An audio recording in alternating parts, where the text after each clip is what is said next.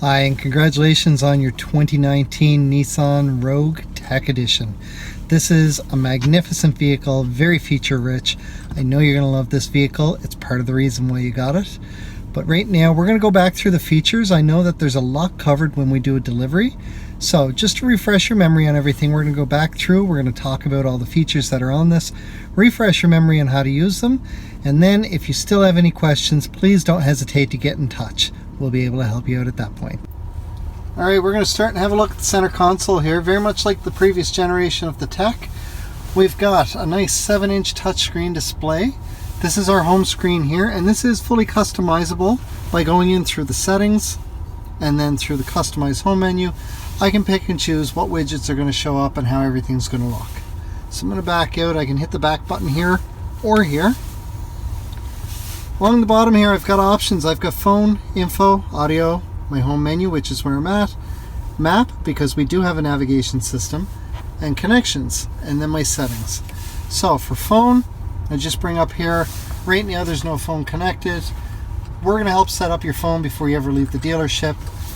But you just go into connections, and then you're going to hit add new, follow the prompts, make sure that you go into the settings, and then the Bluetooth settings on your phone, and you're going to look for one that says My Rogue. Now there is another feature here called Wi-Fi. We do recommend that you connect to Wi-Fi. What's going to happen at that point is anytime that there is new system software update, it is going to automatically go through and do that update for you. Also, when you connect to a Wi-Fi, you then have the option to go into info, over one screen, and system information. 4 or 5 times a year there is going to be a new version of your maps available, and you can go in and just manually update them right here. You'd use the one down below that says Wi-Fi hotspot after you've connected to a Wi-Fi. So again, we're going to back out. As we go into our audio, I can see here I'm on FM. So my choices for audio are AM, FM, satellite, Bluetooth, USB. If I hit source, I've got the same things, but I've also got CD and auxiliary.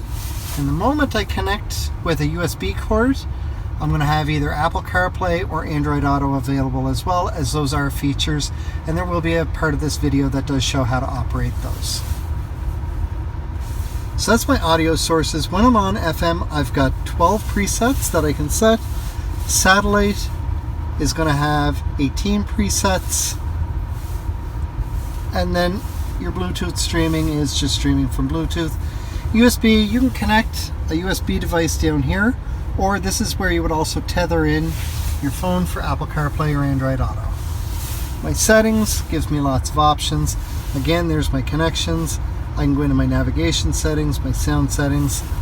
My clock is easily reset from here. Right now, clock is on manual. I'm going to change that over to time zone, and then I'm going to come down. I'm going to set this for Atlantic. Daylight savings time, when we hit that, I can just tap that and it will automatically turn it on. Right now, we're not there. So, simple as that to reset my clock. And as I mentioned, there's a few customized options there, system voice, camera settings, and so on. If I go into my maps for my navigation, I see my map come up here. Nice and easy to operate. I can go into destination. I can set a home location, although I do not recommend setting it for your house. Heaven forbid somebody steals your vehicle, you don't want them knowing where you live.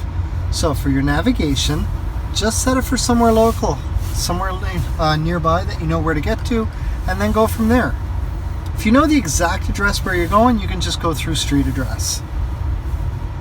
If you're looking for points of interest, you can come in here. I can spell my name, all categories, categorized by point of interest, gas station, coffee shop, and so on. And there is a second screen with more options there. Lots of options for points of interest. Any previous destinations can be brought up here. Same for your work. Just get it something close to your work and that'll do. You can load stuff into the address book. So I can add new spots here, and that way they're always in there. Maybe it's places that you do go but not frequently. City center, intersections, lots and lots of options, all very easy to operate. Now this option here is door-to-door navigation. That is an app that you can download and put on your phone for free. In an instance where maybe your navigation is not finding what you're looking for, you can then hop over to door-to-door navigation on your phone, plug in what you're looking for there, and then as soon as your vehicle connects via Bluetooth, it will automatically upload it right to your navigation system. I can zoom in, I can zoom out. All the options are right there. And again, there's my settings, and I can go back in and set my navigation settings. Very easy to use. This button here is just for dimming. So there's my nighttime view. If I let it do auto, then this is the daytime. At nighttime, it's automatically going to put me back to that other one. Finally, we have a camera button. While I'm parked, I get a view out the front of my vehicle, as well as a 360-degree bird's eye view around the vehicle. It does that by utilizing the backup camera down below, a camera in the front of the grille, and cameras under each of your side mirrors. That's how it stitches that together. This camera will stay on while I'm parked for 2 minutes, unless I turn it off. Also, it will stay on while I'm driving up to 10 kilometers per hour. As soon as I hit 10 kilometers an hour or 2 minutes, this camera is going to turn off. If I press the camera button again, the view down my right side then gives me a view down the passenger side of the vehicle. If I'm parking next to a curb, I want to line up with that yellow line over here. And that will mean I am 6 inches from the curb. So we're going to turn the camera off and drop down. Down here we've got dual climate control, and you can see right there they're set separately. I'm going to turn the dual off, and everything resets to the driver's side. If I want to change the mode, which is where my airflow is, I can simply hit the mode button.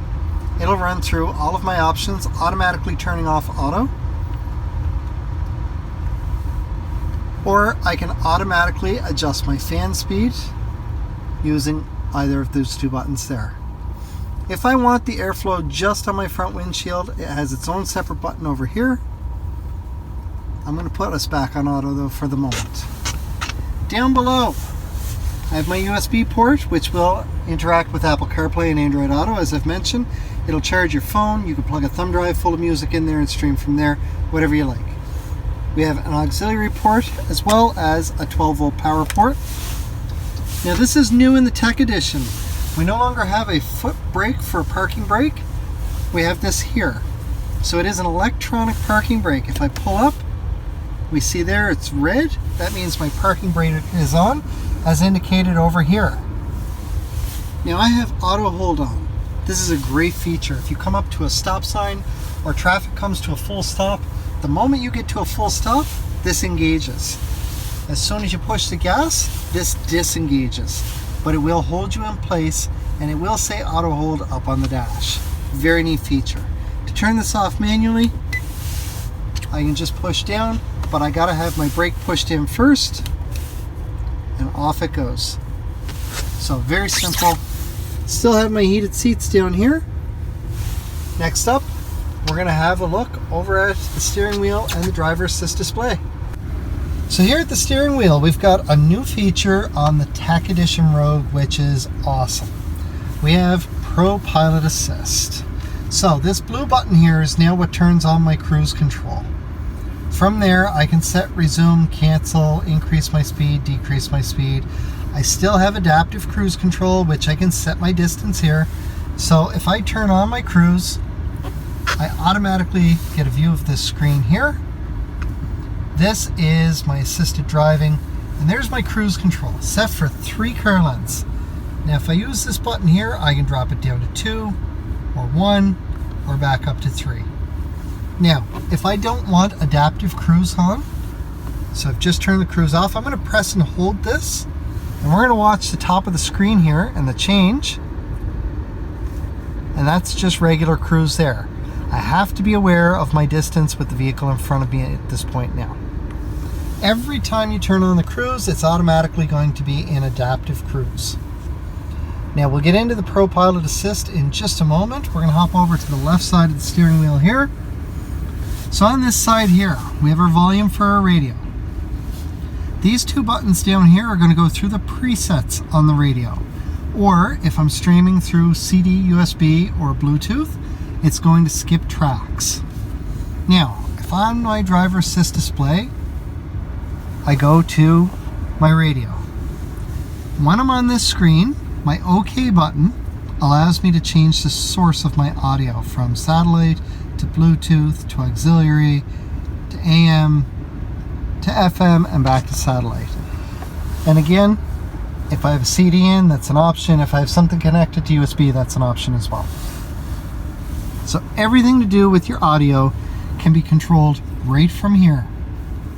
It allows you to keep your hands on the wheel and keep your eyes forward. We're going to hop back to the beginning of the screens. We're going to start. We have a trip odometer.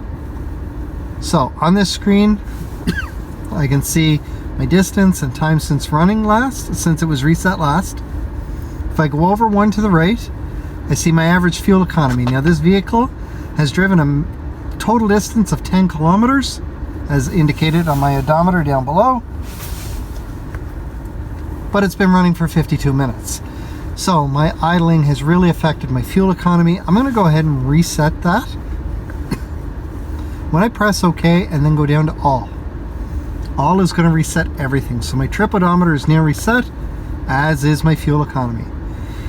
Now you notice each one of them has a 1 beside it. If I hit down, I get to number 2, but it also changes it for trip odometer too. So we're going to go ahead and reset that as well and go back to 1.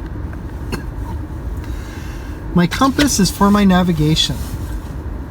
When I have a destination set for my navigation, this compass is going to turn to an arrow going up and to the right or up and to the left, whichever direction my next turn is. It's also going to count down the distance until that turn. All the while, the system is going to talk to me through the speakers, just to let me know what's going on. And again, so my eyes stay on the road and my hands stay on the wheel. As we mentioned, this is what shows what's going on with your audio, and you can change it using the OK button. This is for your assisted steering. So with this one, this shows when my cruise is on and the distance that I have set. A few moments ago, we had this set for 3 car lengths. This is my safety shield. So this vehicle is equipped with several safety features. We've got automatic emergency braking in the front. The way that that's going to work is if somebody in front of you suddenly hits the brakes and you're closing that gap really fast, inside the Rogue, it's going to beep at you and the gas pedal is going to push back against your foot a little bit. If you do not react fast enough at that point, the beeping will get louder and faster. As well, if necessary, the brake will start to apply to help avoid or minimize an oncoming collision. Also, you have pedestrian detection.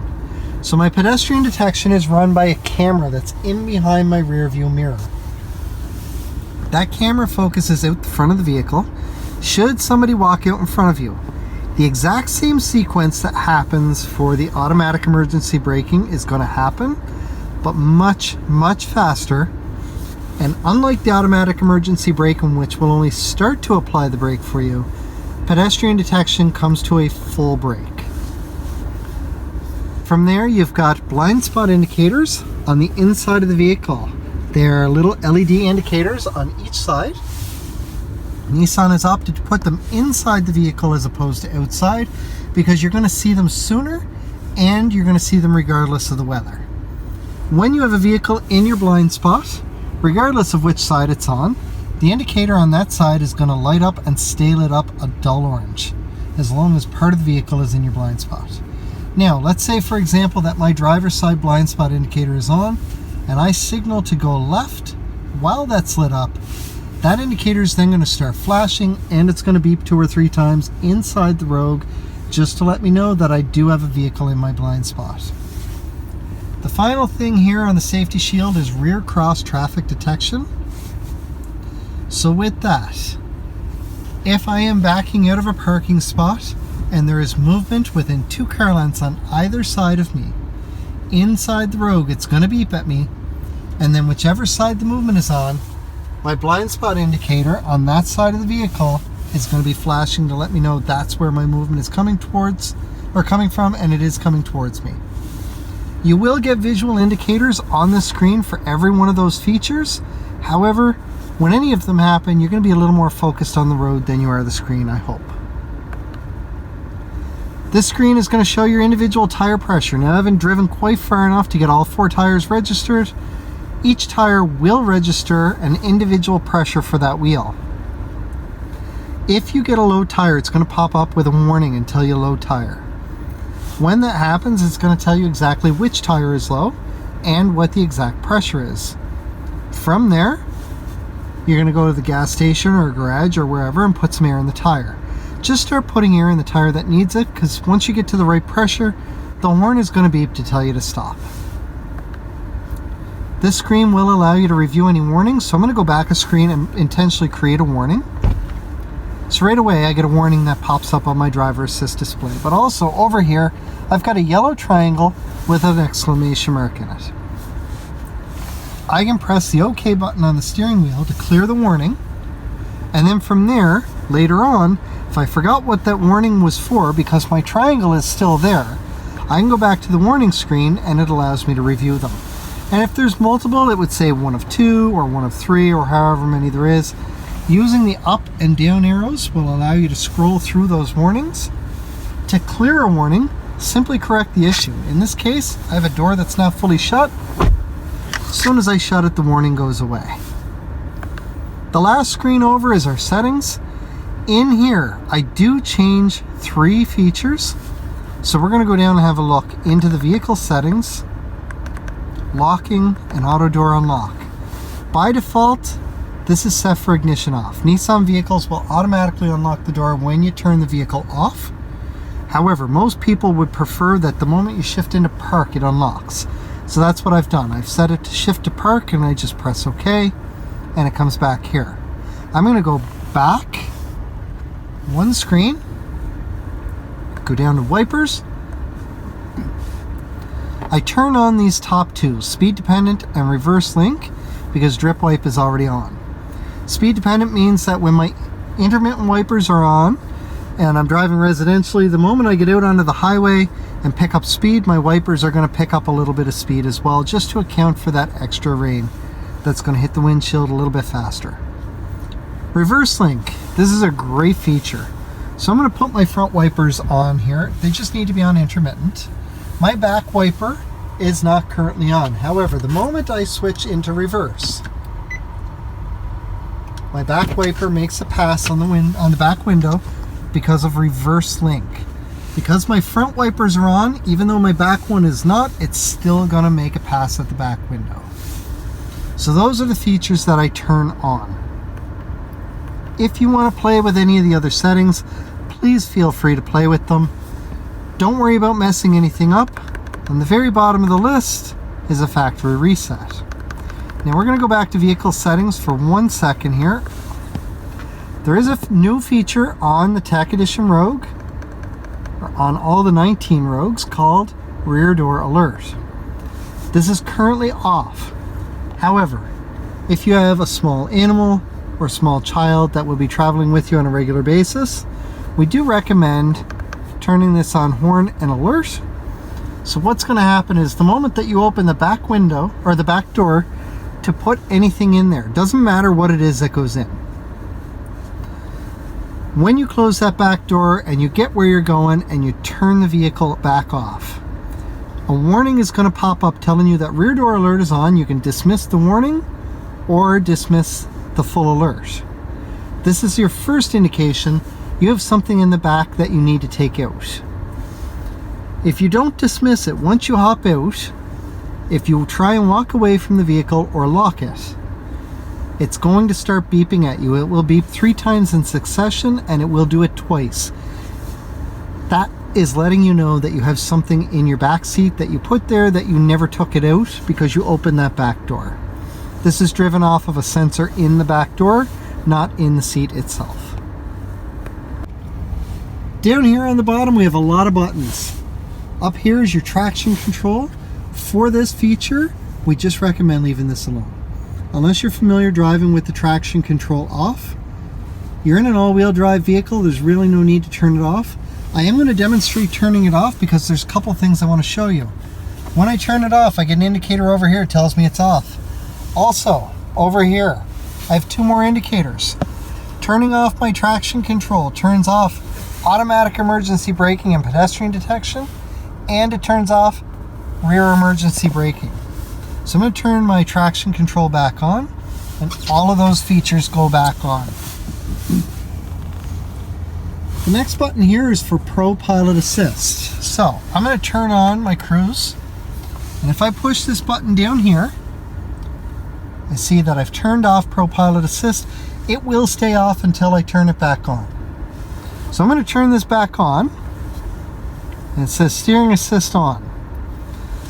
There will be a video to follow that demonstrates how ProPilot Assist works. It does give you all the options here. And when this is fully engaged, it is going to show you a vehicle with 2 lines beside it. Everything will light up green, as you'll see in the other video, to indicate when ProPilot's on, and then it will help assist you in steering. It's going to help move the wheel to help keep you between the lines, providing that the section of road that you're in is not a turn that is too great for ProPilot. Otherwise, whether it's a small turn or a straightaway, it will help steer the wheel to keep you within the lines. You do have to have contact with the wheel. If you do not, a warning pops up. Again, the other video will fully link to that and go through all of that. This button here is for my hatch. If I press and hold this for 2 seconds, my rear hatch is going to open up. It's going to beep a couple times first. I can also close it the exact same way. This is for my fuel tank release, which is on the passenger side of the vehicle. My heated steering wheel is down here. If I turn this on, I see a light comes on. My leather wrapped heated steering wheel is going to start to warm up. I do have a lock for my all-wheel drive, and when I push that, I see an indicator up here that says AWD lock. Nissan vehicles are an intuitive all-wheel drive. Pulling away from a dead stop is going to be an all-wheel drive. Once I get going, it drops down to front wheel. If I hit a situation like a large hill that requires extra power, or any traction conditions, hydroplaning, slippery roads, loose gravel, anything that causes the front wheels to slip, all-wheel drive is automatically going to kick in. I can lock in my all-wheel drive, and it will stay locked in up to 40 kilometers per hour. Once I go over 40 kilometers per hour, then the all-wheel drive lock is going to turn back off like so. However, it is going to engage all-wheel drive as necessary up to 145 kilometers per hour. Down below here I have Sport and Eco. If I look down at my park indicator and I turn on Sport, it shows up in brown. Sport mode is if I need a little more torque on my motor. So I need the motor to be a little more responsive. My RPMs are going to rev higher, but when I give it gas, it will respond faster. Don't forget to take it back out of sport mode. It is harder on gas. If I turn that off, I'm going to turn on Eco, which shows up in green. This is for better fuel economy. You will get more out of your gas tank if you're in Eco mode. However, pulling away from a dead stop or trying to get around somebody in a hurry if you're losing your passing lane, it's going to feel a little bit sluggish. Outside of that, you're not going to notice the difference when you're driving.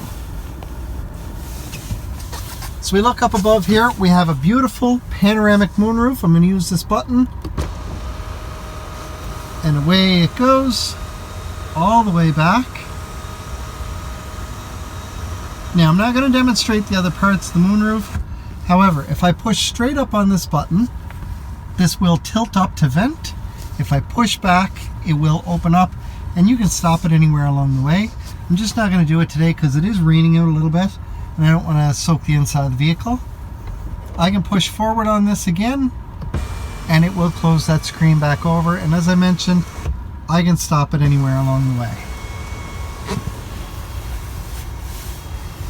We're going to have a look at the power liftgate, which is kick motion activation. But before we do, the final thing that I want to go over in here, this is my key fob. I have a panic button on the bottom. I have a button to open my power liftgate, which I can press and hold for 2 seconds to open or close. I have unlock. I have factory remote start as well as lock. So to work my factory remote start, I'm going to hit the lock button and then hold the top button for 5 seconds. That will remote start my vehicle from up to 200 feet away. From there, it's going to run for about 10 minutes. After 10 minutes, it will turn off unless you physically engage the vehicle. To physically engage it, you need to get in, put your foot on the brake, and press the start button, the same as if you're starting it. If you're running late, at about the 7 or 8 minute mark, you know that you're going to be at least 5 more minutes. Hit the lock button and then hold this button again for another 5 seconds, and it will add 10 minutes to the count from wherever you're at. So if you've been running for 8 minutes, it'll now run to the 18 minute mark.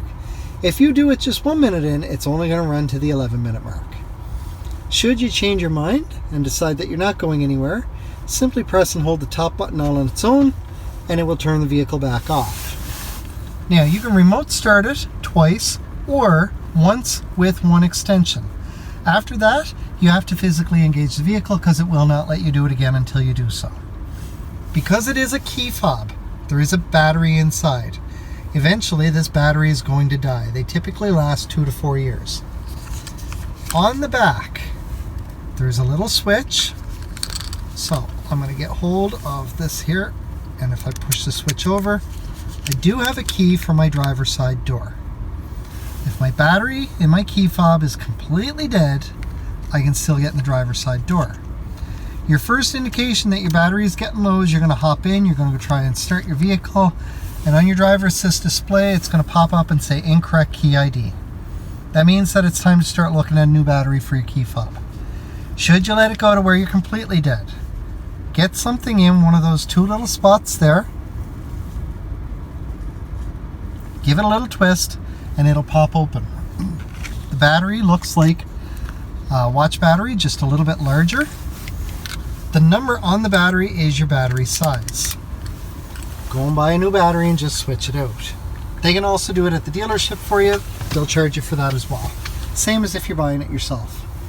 Now, if the battery in your key fob is completely dead, get in your vehicle using the key, take your key fob, use the Nissan emblem on your key fob, put it directly against your start button, and use that to push in the start button, and that will still start your vehicle. Let's go have a look at the power liftgate. Alright, so here we are at the back of the Rogue. I'm going to demonstrate the power liftgate. As long as I have the key fob on me, simply walk up, give a kick in and out, you get 3 beeps, and my power liftgate opens up. Nice and easy. I have a button inside here that I can push to close it. I can press and hold on my key fob. If I'm sitting in the driver's seat, I can press and hold the button.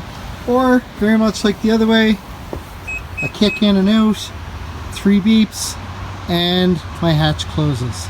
Makes it really nice and easy to open and close the hatch. If my hands are full, it's a great option.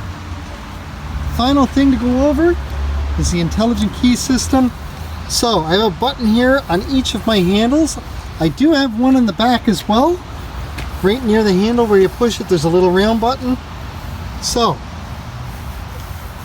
if I push this once because the door is already unlocked, I'm going to hear 2 beeps and it's going to lock. When I walk up to the vehicle, 1 push unlocks just the door that I'm at. The second push unlocks the entire vehicle. From there, once everybody's out, the doors are shut, 1 push locks the whole thing. Congratulations again on your 2019 Nissan Rogue Tech Edition. I love this vehicle and the features that it has. I hope that you will too. I know that you're really going to enjoy driving it and using some of the features. I hope it makes for a comfortable drive with the zero gravity seats. And when it's time to look at a new one, come see me again. If you do have any questions any time along the way, please feel free to text, call, email, or stop in, and we'd be more than happy to help you out. Congratulations again, and we'll talk to you soon.